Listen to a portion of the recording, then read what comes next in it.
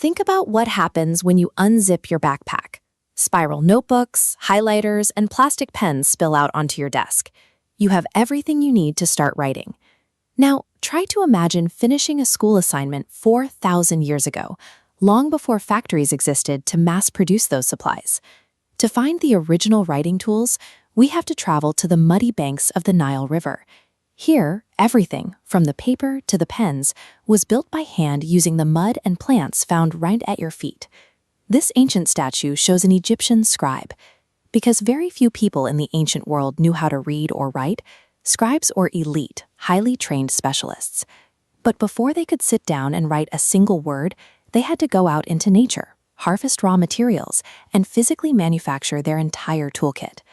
This photograph shows the cyperus papyrus plant. Growing in massive thickets out of shallow river water, it provided raw material for a new invention. This diagram illustrates plant preparation. First, the tough outer green rind was peeled away, revealing a sticky white center called the pith, sliced vertically into thin strips. These were then arranged in a crossing pattern, placing horizontal strips atop vertical ones. The sticky, wet sap inside those plant strips acted like a built-in glue. When squished completely flat and left to dry in the sun, those fibers locked together, creating the world's first true paper. We can recreate this exact engineering right at home using a few brown paper lunch bags. To mimic the plant's sap, we'll use a messy mixture of half water and half liquid school glue. Tear the paper bags into strips, soak them in the glue mixture, and lay them in a grid. Once you smooth it out and roll it flat, let it dry overnight. By copying that ancient grid structure, you transform weak paper scraps into a writing surface that's surprisingly tough and flexible. This image shows a wooden scribal palette. Acting as their pencil case, it functioned like a modern watercolor set. Look closely at the oval inkwells to see the remnants of solid, dried ink cakes. A scribe just added water to activate them. This surviving piece of papyrus shows how they used those two colors. Black ink, made from soot, was used for the standard text. Red ink, made from crushed earth, was used for chapter titles, headings, or corrections. To apply that ink, they didn't have plastic pens with metal roller balls. They used stiff river reeds. And instead of carving the tips with a knife, they simply chewed on them. When gnawing on the end of a stick, the teeth's mechanical action crushed the tight wood fibers, turning a hard reed into a flexible paintbrush. Every tool in their kit came straight from the earth, the water, the plants, and the soot from their fires.